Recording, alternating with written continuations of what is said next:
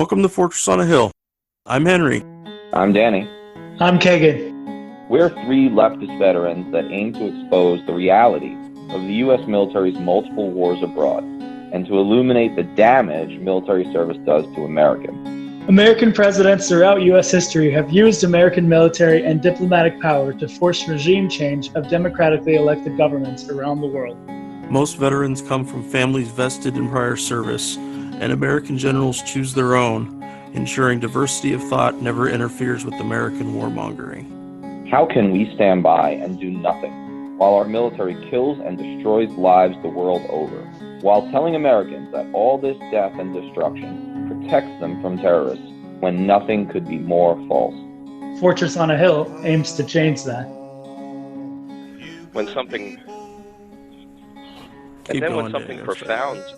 profound happens like this, which I think this is pretty profound. When something profound happens like the assassination of a fucking sovereign nation's top-ranking general and maybe second or third ranking like human being in government, like, we don't even know how serious it is because so many other serious travesties occur every goddamn day that you just get lost in it. And you're like, well, is this really important, or are we just making a mountain out of a molehill? Yeah. Now, I happen to think this is incredibly important, but it's just, I don't know, man. The numbness almost makes you want to be a conspiracy theorist. It almost makes you want to believe, and I'm more of an Occam's razor guy, as I've said a million times. But of course, every time I say that, I then, put forward some sort of conspiracy theory. But it almost makes you think that purposely, like the powers that be, like the Orwellian 1984 government that we have, is like trying to like make us numb a bit at a time, so that when they eventually are like, well, now we've just got to kill the Jews, we'll be like, well, I guess we do. You know what I mean? I think that's how it works. I don't know. Maybe I'm wrong. People get beat down so much that they feel like that when something else bad happens, it's just kind of like, oh, this is just one more thing to add onto the pile, right? I don't know. I feel like there's a lot bigger perspective. Like, I think a lot of people are getting it, and they're like, oh, whoa, this is really messed up. It's really annoying to keep hearing like the right-wing media and like the basically state TV that is Fox News, like just constantly say, oh, he was a terrorist and blah, blah, blah, as if that like somehow excuses the fact that like we killed him. And there's like no context, like no historical context, no context of like the structure of the Iranian military and like how important the IRGC is to, the country and to the military structure, and there's just a lot of ignorance being thrown around. And that also really frustrates me because when you try to talk to people about it, they just, the people that are in support of it just go back to oh, he was a terrorist stuff. And I'm like, no. Right. But it's really an interesting word, that word terrorist, I mean, it's such a valuable, I used to have this teacher at West Point who used to say that language, obviously he read early Chomsky, but he would say, like, language is the most powerful weapon in the arsenal of human affairs. And at first I remember thinking, I'm pretty sure it's a hydrogen bomb, but like over the years, I was 19 and stupid, but now I'm like, maybe it is though, because you can't build a hydrogen bomb unless you've cowed the people through absurdist, euphemistic, powerful language for decades, if not centuries, right? Like the people should have stood up and said, no, we can't build a hydrogen bomb because if we build it, that gives us the capacity to destroy humankind, and therefore it's in some ways a suicide pact. And of course, our opponents are going to then build one. So like as soon as the government started trying to build a hydrogen bomb, the people should have been like, no. But that didn't happen because the people had been cowed for decades and decades, really centuries, through the language of fear, right? And the language of just like aggression towards others, and the sense of defensiveness, and the sense of like both racial, ethnic, and religious difference. And I've been getting really philosophical in my old age, and I'm starting to write articles that kind of lean in that direction because I'm increasingly persuaded that that's real. Because like terrorist, okay, what's terrorism? Like, okay, was Soleimani was the Quds Force terroristic? Well, by some measures, I mean, I think there is evidence that they promoted groups that conducted terrorism, may have even conducted some of their own, maybe even some false flag stuff. But the assassination via drone of like another country's major leader when there's been no war declared, and also a bunch of other people in the convoy who no one gives a fuck about, right? No one gives a fuck about the other people who died. That's terrorism by definition, right? It's meant to sow terror, right, in the enemy, which the word enemy is. We can go down this road forever, right? It's like when my son asks me why, and I lose my fucking mind. He'll be like, Dad, were you in the Army? Yes. Why? Well, I wanted to travel and I wanted to serve my country. Why? Because, I thought that there were bad guys in the world. Why are there bad guys? Well, actually, bad's a funny word. You know what I mean? And he's 3 and he doesn't get any of this, but like I'm going down a rabbit hole until at the end I'm like I steal this from Louis C.K. where I'm like, shut the fuck up and eat your fries, which basically Louis does a similar bit on this. But like we could take the word terrorism and then like unpack it until we're like figuring out what the word is, like it just shows how deep this goes.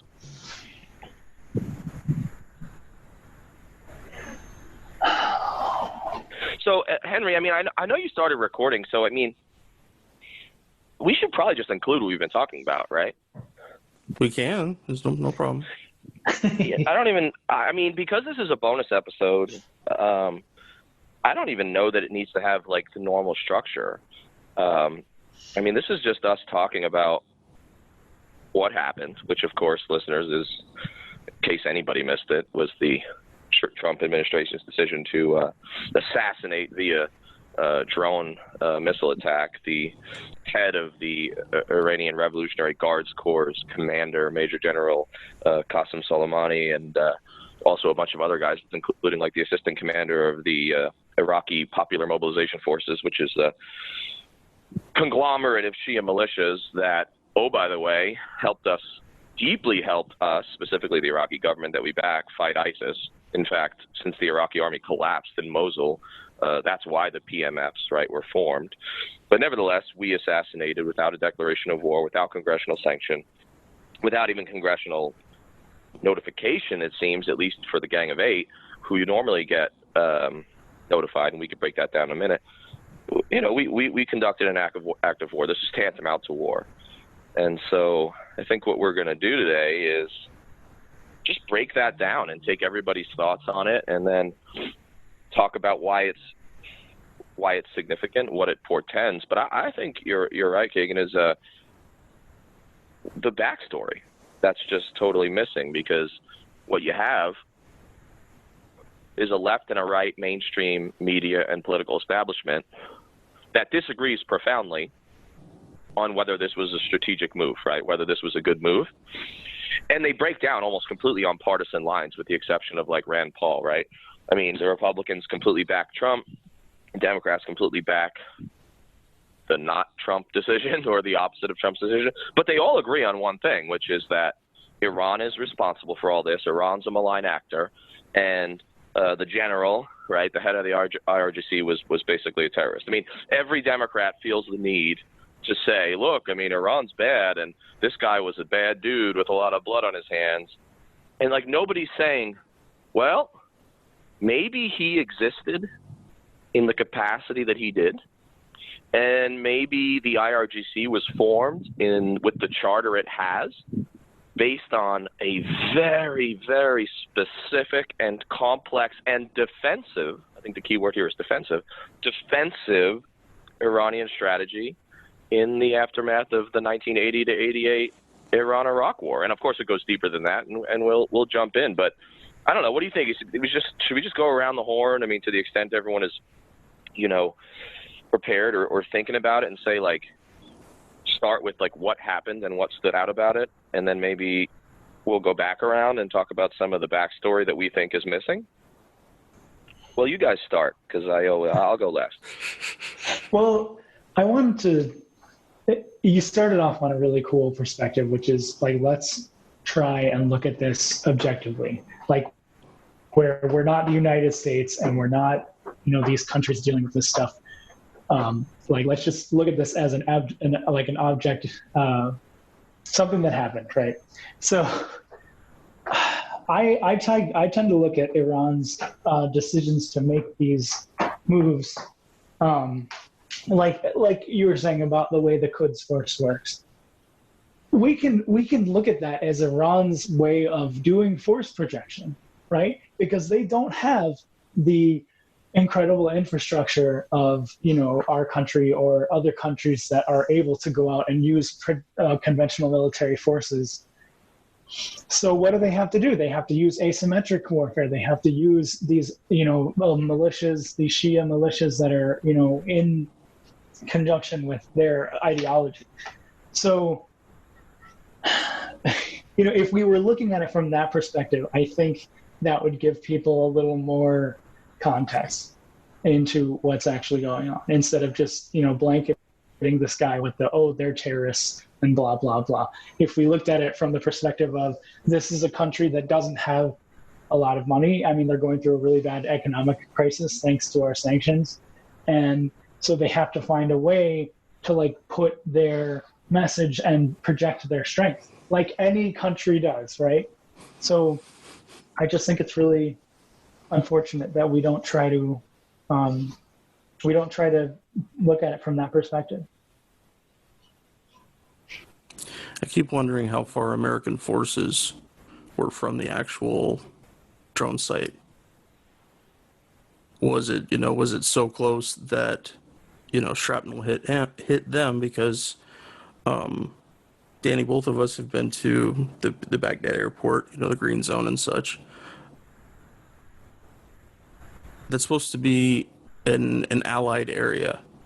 So the idea that the Iraqis have anything left to hold them over onto our side, if they ever did, it's all gone. And oddly enough, this morning, the Iraqi parliament passed a bill asking all of our forces to get out of their country, and President Mahdi is supposed to sign it. And this is the third time they've done that, right? Well, yeah, they've done it a few other times, and then we're not going to respect it, obviously, but it really says something about where we've arrived at after occupying that area for so long.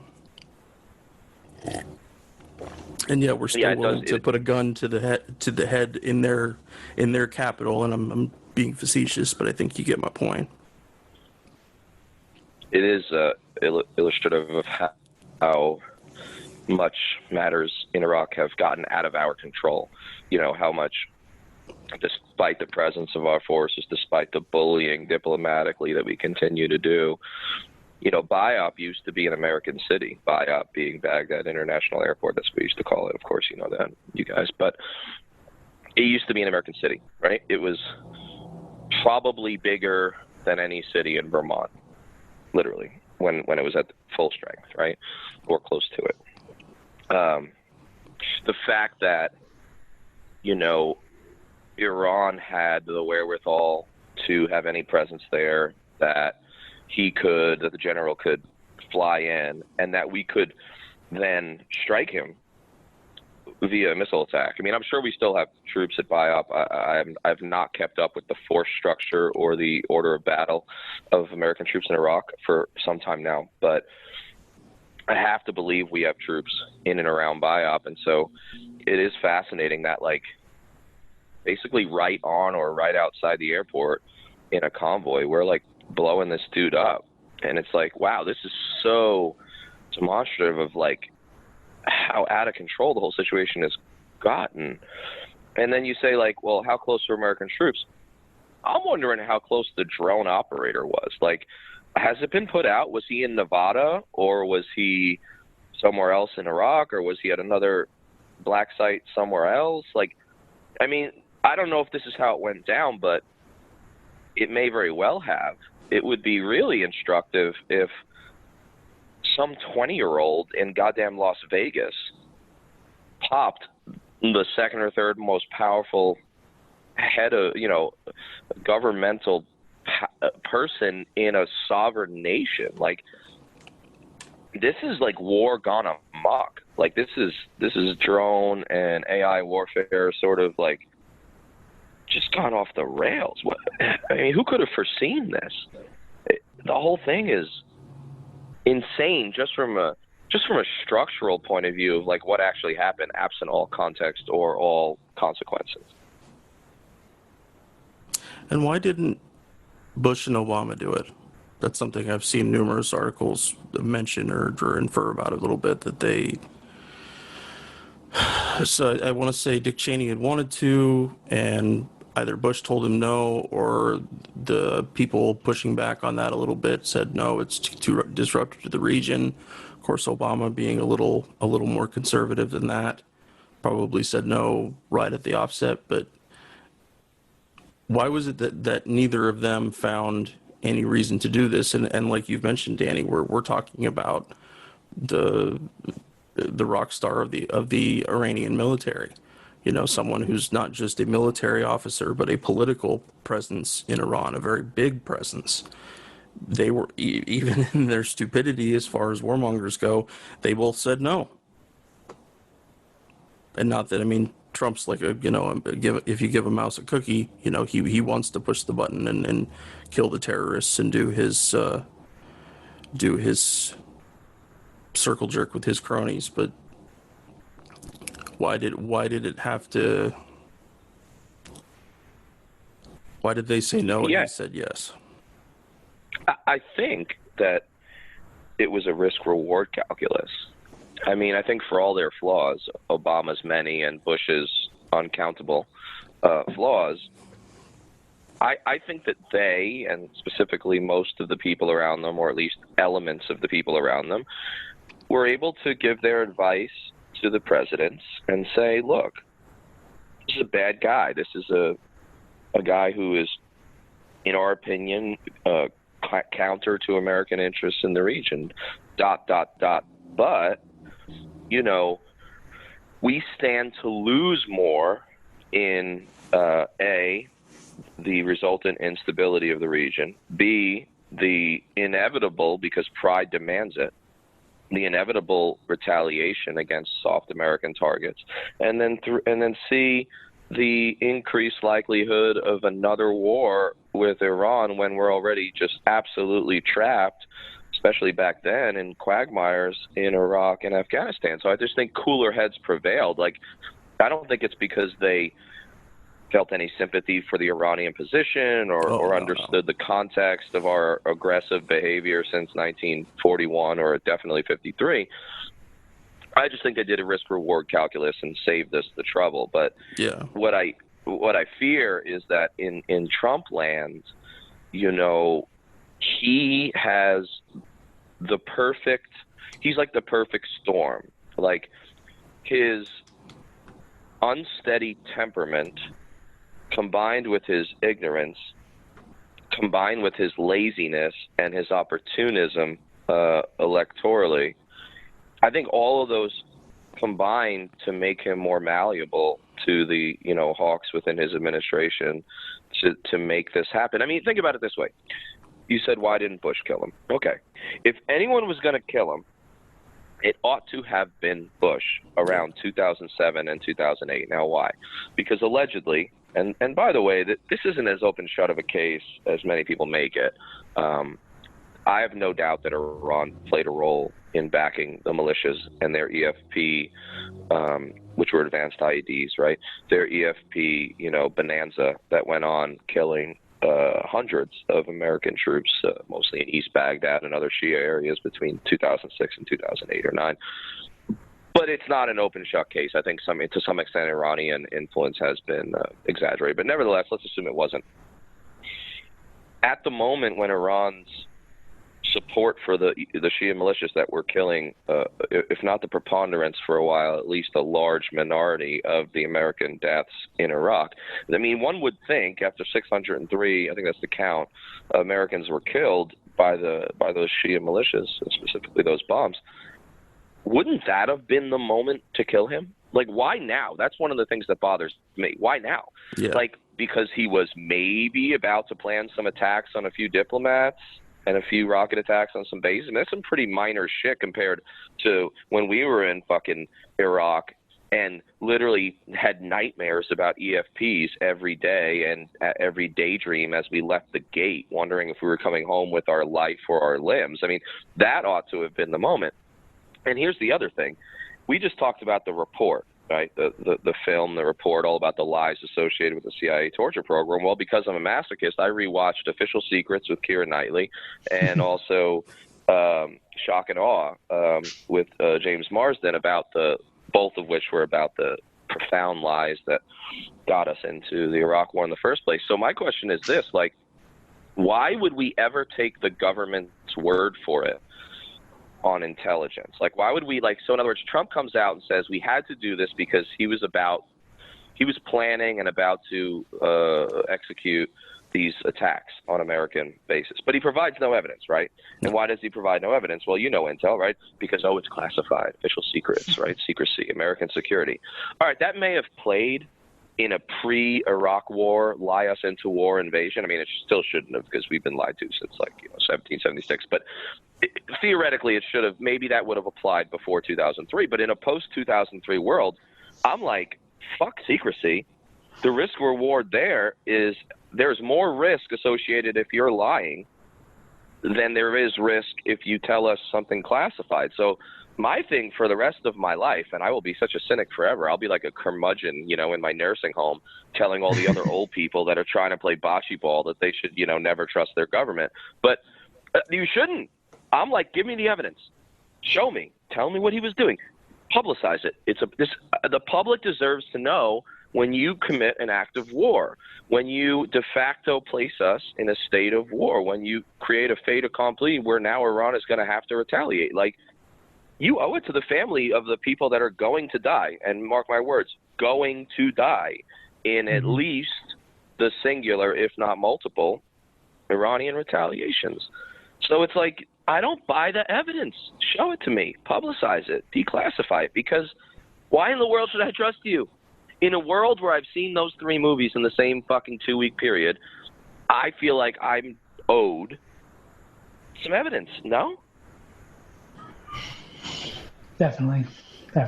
And it just makes me sad. Like, I think about, like, even like setting aside America's perspective or the narrative that we're being fed. Let's just look at things from Iran's perspective. There's been 2 invasions in 2 countries. They're direct neighbors, left and right of them. And we have built multiple bases, and we have 5th Fleet headquarters in Bahrain, which is just across the Gulf. We have multiple ships there every single day. We have, and beyond the fact, we're doing these economic sanctions, which have devalued the rial, 75% or something. Well, it's gotten a little bit better lately, but it's still not great. It's pretty bad. And we're putting this country in a position where even the people who are against, say Soleimani, Soleimani had a lot of support within the elite, the Iranian elite and the higher ups. But there was a lot of people that weren't, regular Iranian people that weren't happy with what they were doing, and just what the government's doing in general. But if we attack them, if we attack them more, we're only going to solidify resistance against anything that we try to do. And it just boggles my mind that, I think for what you said about Obama, also Obama was trying to build this Iran nuclear deal. So he knew that if he killed Soleimani, it would be terrible, and that would totally tank the deal. So he probably also thought, well, that's not going to be good strategically for him. But yeah, I don't get it. What you said, Danny, it's why now? There's nothing that has been presented to us publicly about any impending U.S. attack or impending serious damaging thing for us to have to go after somebody this high up. And I don't see how by using force there's any like good way that like anybody can come out ahead. And Henry and I were talking about this before you got on. We were talking about how like how we all know, you know, when situations are tense, you know, people act stupidly. And even, you know, when I was back in like the 2010 to 2011, 12, 13, like we had so many close calls with Iran just because people got freaked out about them being close to them, or, you know, ships being in the area or whatever, and people freak out. And, you know, people can make mistakes. So like even now, I bet things are super heightened. I bet everybody's on like the edge of their seat and pins and needles. And it just takes one person to make a stupid decision, like one officer of the watch to like mistake, you know, some missile or some radar signature for like a missile.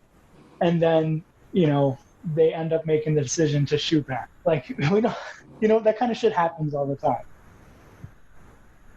But yeah, you know, you guys might have seen my article for Truthig that I pumped out at like 7 a.m. when this happened because my phone was flooded with requests. But I talked about like how many wars in history have been started by assassinations or individual insults against a singular member of someone's country, you know, like the War of Jenkins' Ear, which was like a 2-year naval war between England and Spain because allegedly like a Spanish officer had like amputated the ear of like a British merchant seaman. Like imagine how many people died in that war over a fucking piece of ear. Like, and then like Charles Gordon dies in Khartoum in the Sudan, you know, and he wasn't even in the British Army anymore.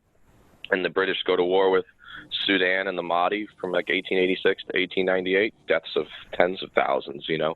And then, of course, World War I, right? Like the assassination of a fucking Austrian archduke by a non-state actor, right? This is, I mean, in some ways, this is worse because this is like they said Serbia backed the Serbian nationalists who killed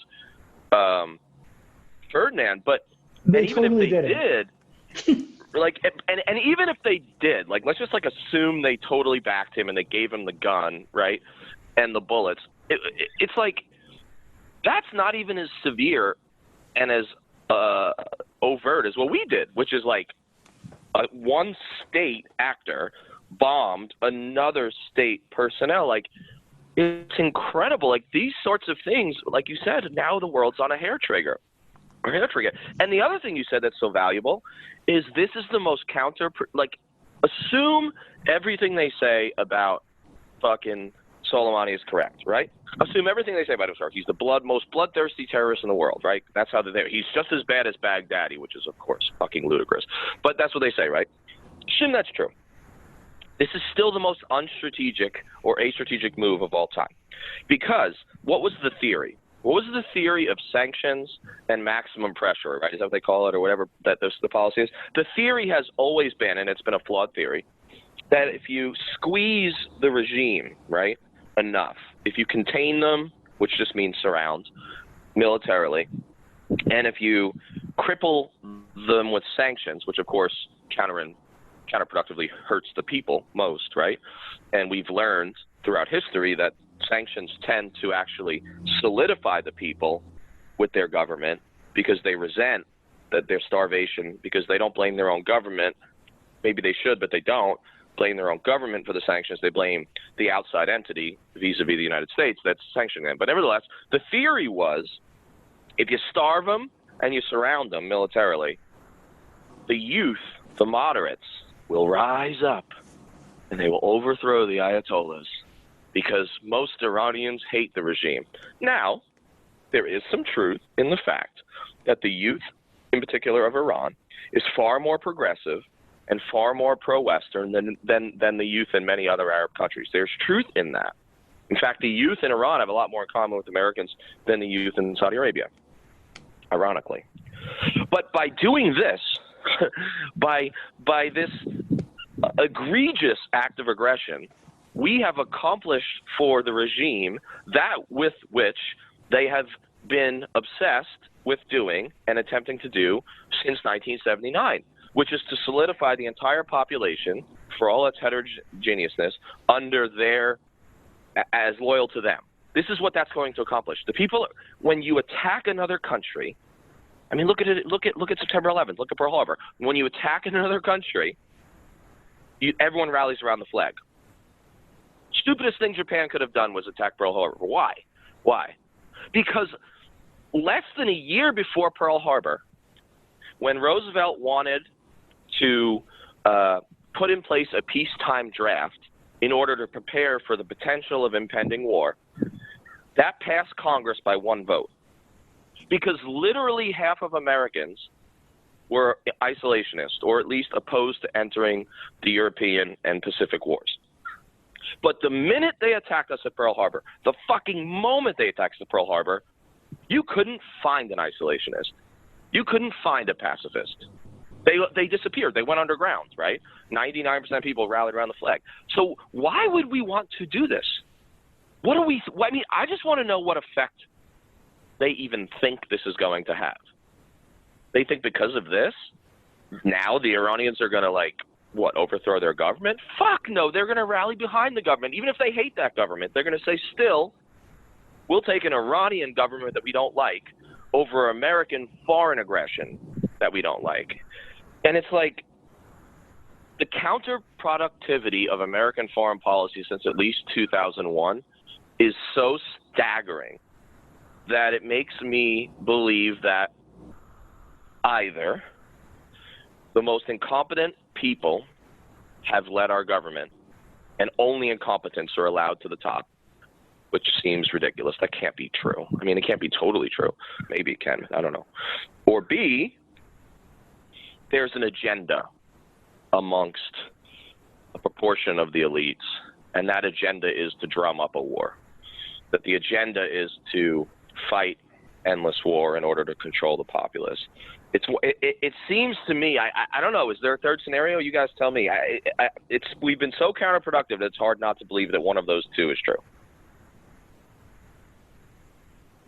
Yeah, it's one of those two.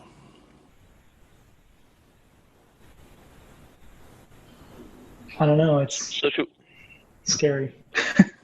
It's just ridiculous that, and then you have Pompeo out there saying, oh, this is a good thing. And, our partners in Europe aren't being very supportive, but the partners in the region are. And, they don't understand that we saved lives in Europe by doing this and blah, blah, blah. And I'm just like, how do people take anything that this administration says literally anymore? They're always just promoting their own position, and they're not with no explanation.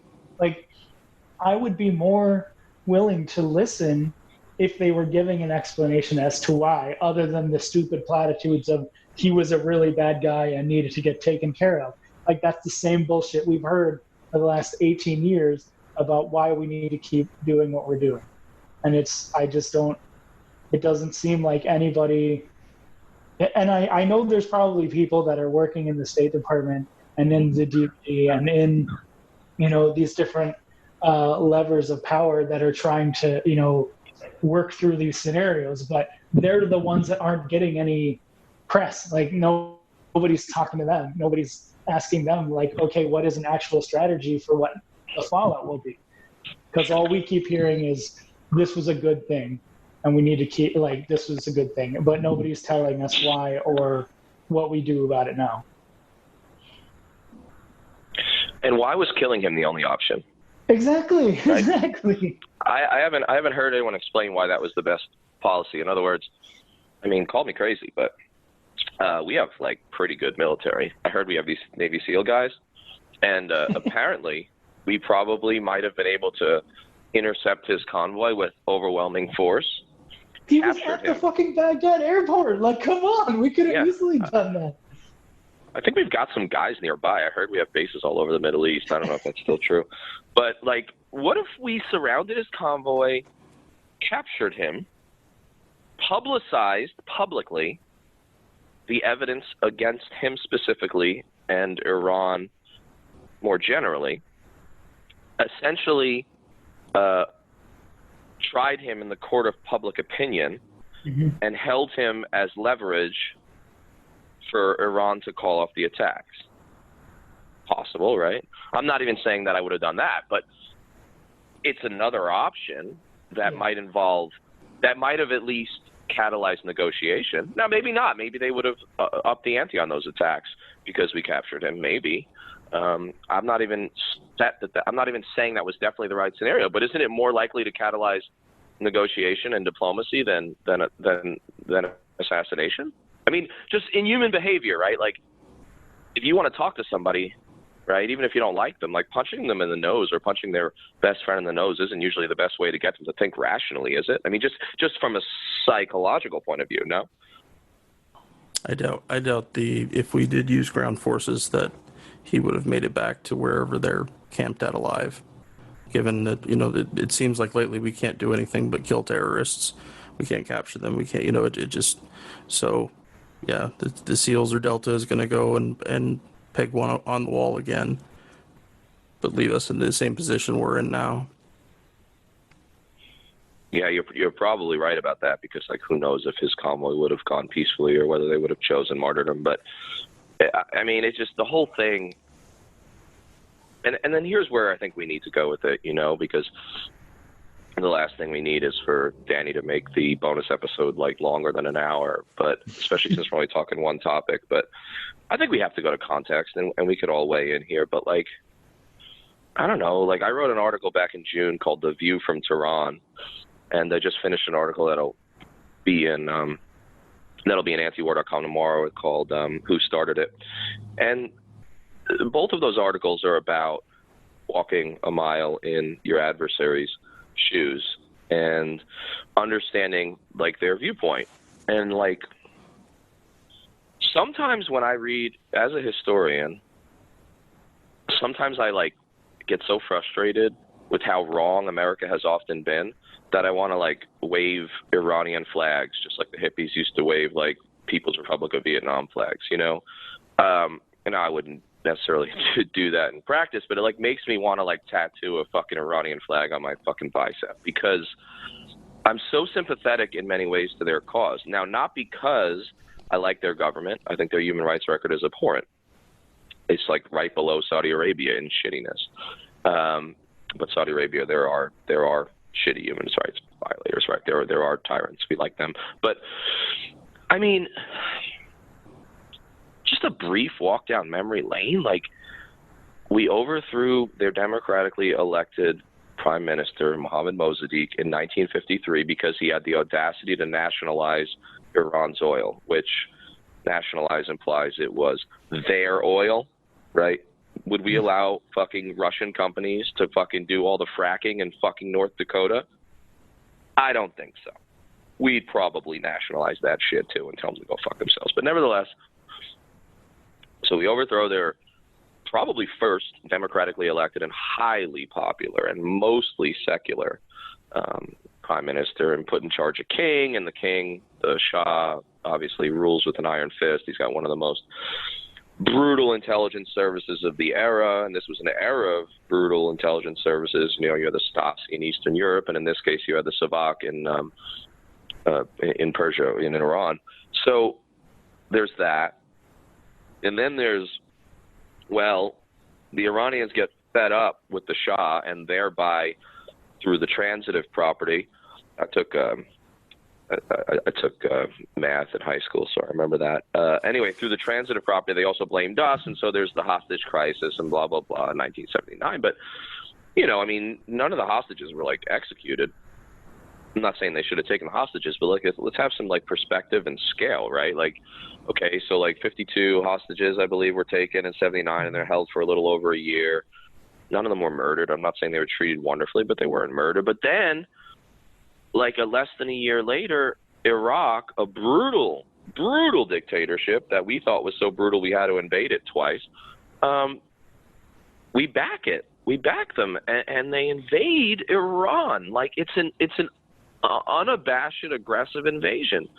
And America supports Iraq with intelligence and satellite imagery and sales of key goods, maybe not weapons, but some of the goods needed to, conduct the logistics of warfare. And we give them $1 billion worth of aid. And 500,000 Iranians died in what for them was an existential existential war. I mean, to lose that war was to lose independence and potentially lose more than that because of the mass murderous nature of Saddam.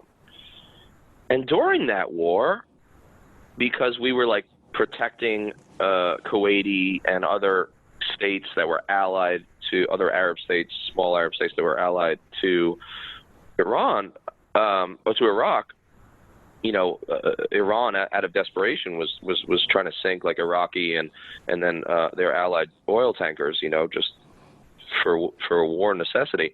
We started putting American flags on like Kuwaiti tankers, and then when Iran had dared transgress and attack, we sunk their entire navy in Operation Praying Mantis at the end of the Iran-Iraq war. No declaration of war. We just sunk their navy. No one ever talks about that. And then we shot down one of their airliners by mistake, quotes, killed 290 people, and we gave a message to the commander of that ship. And then George H.W. Bush said that he would never apologize for America. Even when America murders 290 civilians by accident, he wouldn't say, hey, sorry, guys, we didn't mean to do that. No, he refused to apologize. Publicly said that.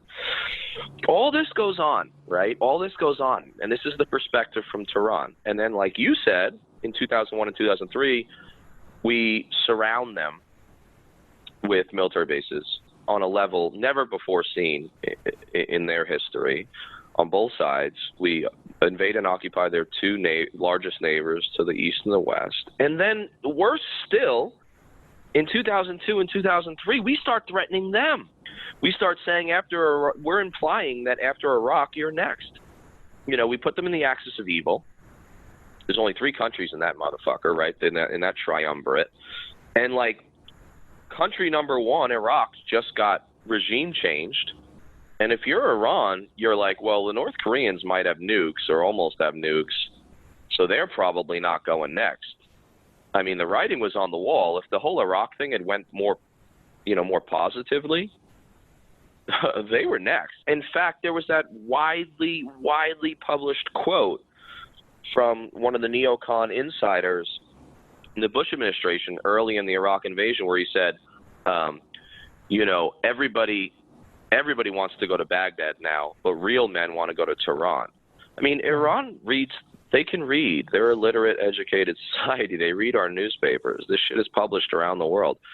From their point of view, we backed the enemy that invaded them in an existential war and killed more Iranians than had died in any war since the Persian Empire. And then we invaded both their neighbors and began to not so surreptitiously threaten them. So I guess all I'm saying is it is hard, despite Iran's legitimate flaws internationally, but more so domestically, it is hard not to want to go into the streets and take an Iranian flag to the fucking peace rally. Again, I'm not quite there yet, but it's hard not to think it. Am I crazy for that? And do we think that the media should spend a little more time on that backstory? Absolutely. Also, you forgot one piece, which is the more recent one of the fact that the UN or the US designated the IRGC as a terrorist organization.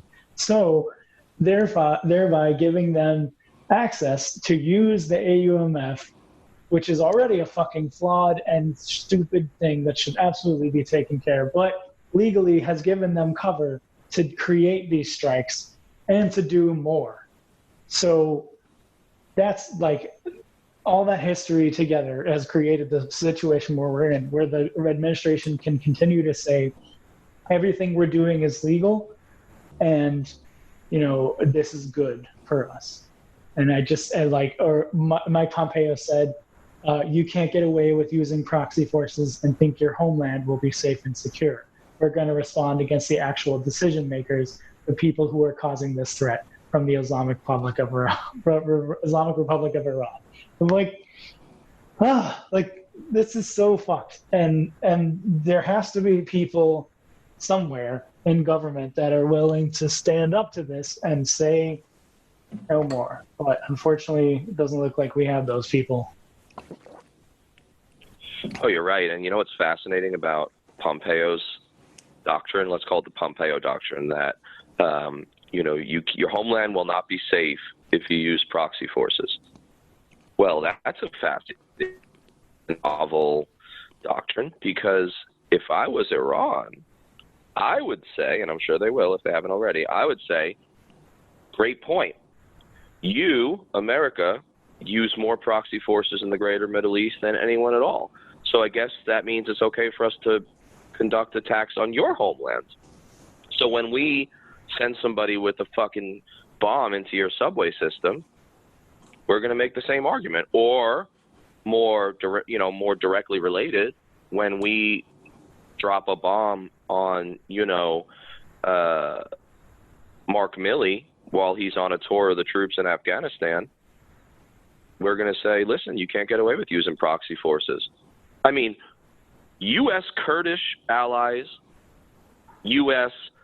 Anbar Awakening allies, U.S. Afghan local police, the Saudi army, these are all proxy forces. You can make an argument, not an argument. They are proxies of the United States.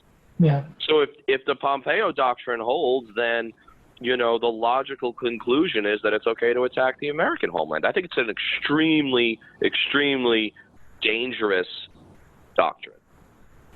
So much so that if it had been applied during the Cold War, when the entire war was basically fought between American proxy forces in the Third World and Russian proxy forces in the Third World, the Pompeo doctrine would say that America and Russia shouldn't have nuked each other, that their homeland shouldn't have been safe, right?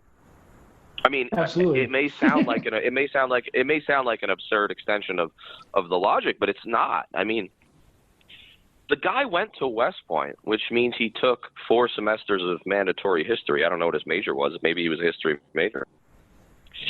The motherfucker ought to know better. I'm like, who was your teacher? Who the fuck taught you at fucking West Point? Makes me sad for the institution. He certainly wasn't in my class. I mean, because first of all, he would have gotten an F, and second of all, if he didn't get an F, he wouldn't have fucking said something so stupid as the Pompeo doctrine. I mean, how many people do we know, American history is pretty bad already, as it is taught, because we only look at things from our white, European, Eurocentric perspective. So if he got that traditional education, I don't see why he wouldn't, at least, he probably wasn't thinking that way. Oh, yeah, no, absolutely not. All context is absent, The Democrats and the Republicans live in different realities, which is already disturbing.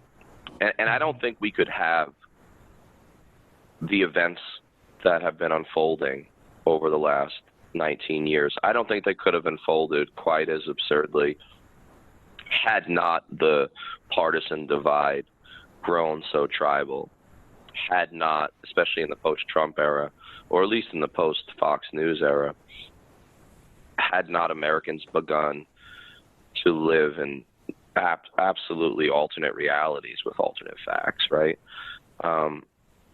There is still such a thing as objectivity. Now, nothing is completely objective, but there's something that is approaching objectivity still exists. And mostly you find it among scholars. Scholars disagree, but there is something that we call the scholarly consensus on most issues. And sometimes the consensus is like a 99% consensus, like in climate change. Sometimes it's like a 90% consensus in most historians' view of things like the Mexican War and things like what caused the Civil War. And then there's sometimes, consensus that's only 70%. But there is still such a thing as almost truth, right? That's what I'll call it, almost truth. and yet neither side even approaches it. Neither the political, establishment mainstream sides approaches it. You've got the Republicans. We'll start with the Democrats. The Democrats are wrong about 80% of this issue. The only thing they're right about is that it was stupid to do it, right? That it was stupid to assassinate this dude. They're right about that. But the other 80% of the story, context, the blame, the view from Tehran, they're wrong about all that. right? They don't even talk about it. The Republicans are almost more refreshing because they don't even pretend to live in reality. To them, it's like, no, America's always been wonderful. Iran has always been evil, and therefore we were doing God's work by murdering this guy. I mean, I almost appreciate them more because you could look at them and say, yeah, I mean, they need to be committed to an insane asylum. You know what I mean? Whereas when you look at the Democrats, you say like, see, these guys are fucking, these are phonies, you know, these are frauds. You know what I mean? They're trying to sell us a bill of goods. The Republicans aren't really selling anything but crazy. I mean, they're selling crazy out of the bottle. You know what I mean? Like, they really are. I mean, it's you know, it's insane, but at least you can identify the enemy when it comes to Republicans. You know, I mean, I'm so, like, and I'm not even, like, pro-Democrat. I mean, you guys have seen how many articles I've written that criticize them, and most of my attacks come from Democrats now. Most people will attack me. But, like, I mean, Republicans have gone so far off the rails and have made me so mad and have become so just demonstrably evil to the extent that evil exists that they could run Jesus Christ. They could run Jesus of Nazareth for president in 2020, and I'd vote for Joe Biden. Okay? Like, not, and I'm not saying I'm going to vote for Joe Biden, but, like, you know what I mean? Like, if I had to vote between the two, I'd be like, well, this guy who heals the sick seems pretty cool, but he's got that R next to his name, and I remember George Bush. You know what I mean? Like, there's no way. And I think that's, I guess what I'm saying is that I'm part of the problem, but I almost blame them for making me part of the problem, and as much as that's a cop-out. And the context that I talked about, the context that you guys talked about, turn CNN on right now. I mean, this story still dominates the news. At least it did all last night when I couldn't sleep. And for my sins, I was watching CNN. But, you know, well, the fact that you're even like, that you even have to put yourself in that box, that's what pisses me off. Like, everything is an either or thing. And as you said, there's no room for nuance, for context, for like objectivity. It's just, you know, what side of the issue are you on? Like, we've boiled everything down political into those two categories. And it's a false dichotomy, and it really pisses me off because, like, nobody is asking those questions outside of that box. Or if they are, they're not getting, you know, the attention, they're not getting the press that needs to be, you know, you need in order to really understand these complex geopolitical issues that come from so much history. And it's hard to talk to my family about it, you know, and some of them have no clue about the context, and they just want to say this guy is bad and this person's bad and we're good, you know, and it's just, it lacks critical thinking, it lacks awareness, it lacks all those things that we should be promoting in you know, a democracy. If we need a functioning democracy, we need people to think critically. And I don't see that being really pushed in any of the mainstream narratives at all. You're absolutely right about the binary. When the decision to go to war, and when the facts that precipitate said war, which is the most extreme human behavior, right? The bloodiest, most extreme human behavior besides destroying the planet through climate change. War is the most extreme human behavior. When war itself and the facts surrounding the run-up to war become so politicized that the two sides totally go against one another regardless of those facts because they have their own facts, then a nation is inevitably and logically on the road to forever war. I mean, there used to be, and it was always a bit of a misnomer, it was always a bit of a myth, but there was some truth to it.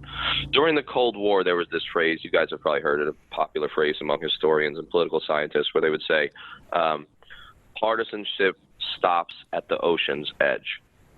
Meaning that Republicans and Democrats would always and forever disagree about health care, but when it came to the Soviet threat or the German threat, there was some willingness to, like, have a collegial debate and work together for the best interest of the United States. Well, those days are over.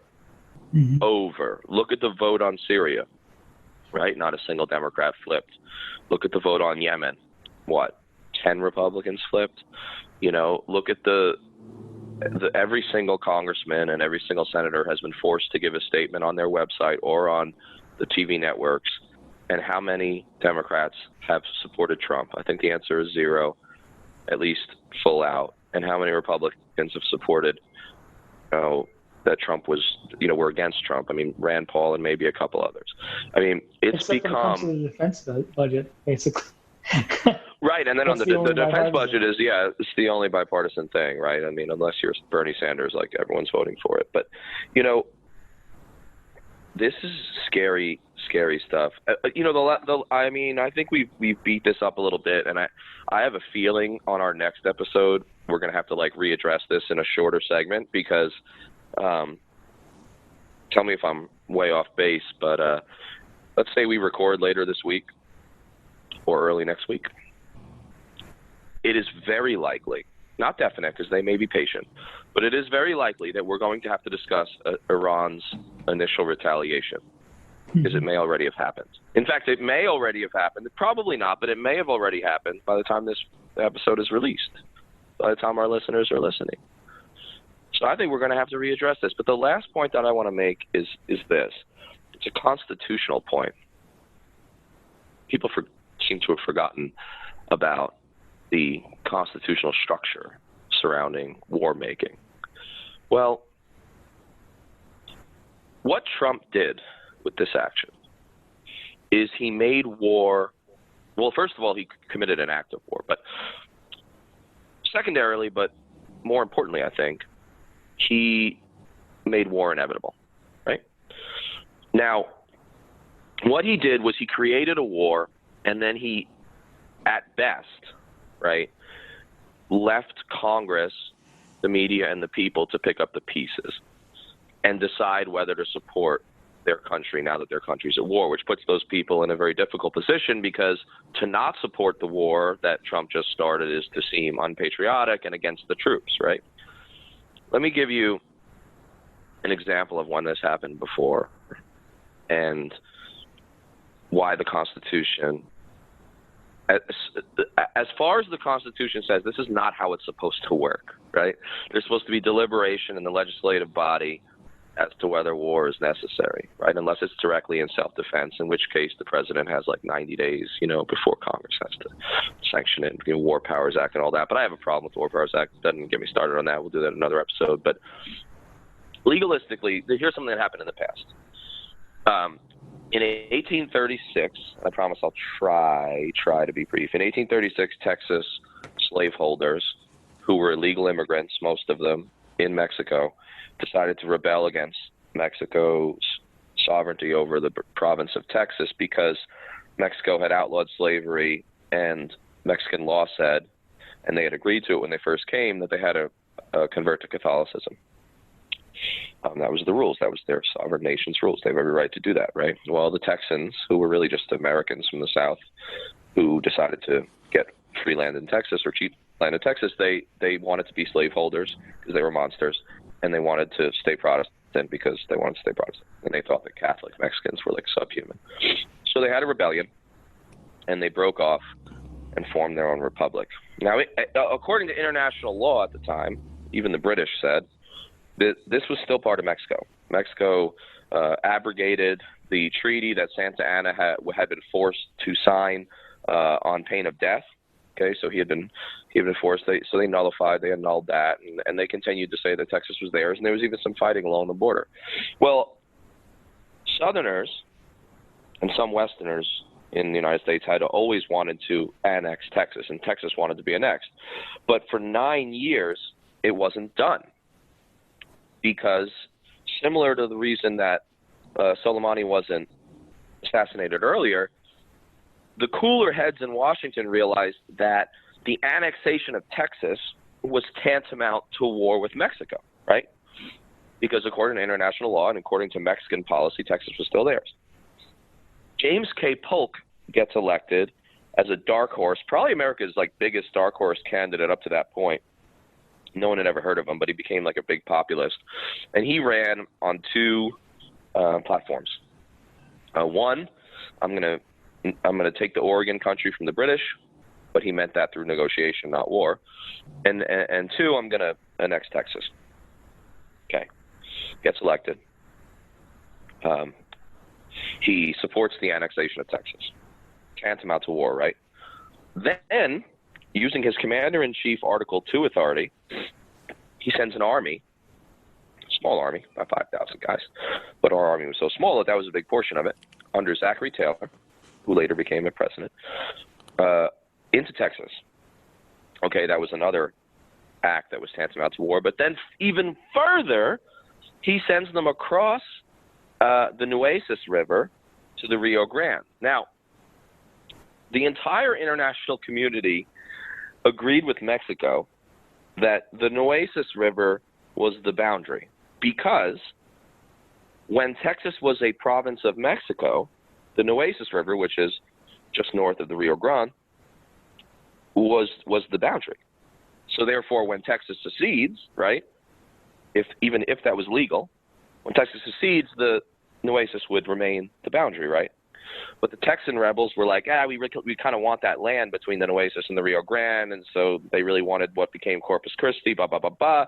So Polk not only annexes Texas, tantamount to war, he sends an army over the internationally recognized boundary, unilaterally says the Rio Grande is the boundary, knowing full well, we now know from all the declassified documents, knowing full well that this would start a war because he wanted a war. Now, this is not how the Constitution was set to work. Now, we know what happened. Mexican lancers, out of pride and out of sovereignty and nationalism, attacked and killed some of our cavalrymen, which then gave Polk the catalyst he needed, the justification he needed to go to Congress and ask for a declaration of war. Now, think about the fait accompli he accomplished. Think about the quandary he put the Congress in. Because he says to them, war has already begun. Will you not support your nation? Will you not give me a declaration of war? And of course, by a large bipartisan majority, even though a lot of the Whigs were skeptical, they were fearful that it would look like they weren't supporting their country or their troops. They were fearful they would lose their seats. And so almost all of them, except for the indefatigable 15, led by John Quincy Adams, except for them, everyone voted for the war. Now, the reason I tell this story is I would argue Trump has done something quite similar. The only difference is Trump won't even have the good measure and the prudence to go to Congress and ask for a declaration of war now. He won't even do that because we're so fucking far through the looking glass. We're so constitutionally off the rails, he won't even do that. But if he did, he'd be putting, even if he did, I bet you almost certainly that we would accede to an AUMF because he has created a situation where we're already at war.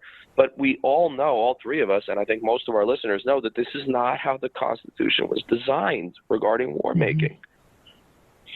One of the flaws of the Constitution, though, is that it does have that loophole where it says the president is commander-in-chief of the army, which allows a cynical, right, president like James K. Polk or Donald Trump to do things like this or crossing the Nueces River that make war all but inevitable. And so my last point today is, let's all pause and consider the constitutional ramifications for Trump's actions, how they build on Polk's actions, how they actually exaggerate and take a step further down the road to perdition, Polk's actions, and what this, and I'm going to leave this as a rhetorical question, what this means constitutionally, legalistically, for America and its presidents going forward.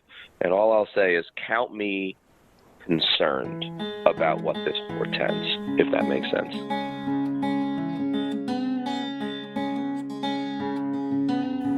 We're on Twitter at Fortress on a Hill, and also at Facebook.com at Fortress on a Hill. You can find our main blog page and our full collection of episodes at www.fortressonahill.com. iTunes, Stitcher, Google Podcasts, Patreon, Spotify. You name it, almost anywhere you listen, we're already waiting for you. And hey, we're always in the market for more Patreon supporters. Please consider becoming a patron at patreon.com. And if you're not into giving us a monthly payment, think about giving us a couple bucks on PayPal. The link is in the show notes. Skepticism is one's best armor. Never forget it. We'll see you next time. And listen to my song. I hope you'll pay attention. I will not detain you long.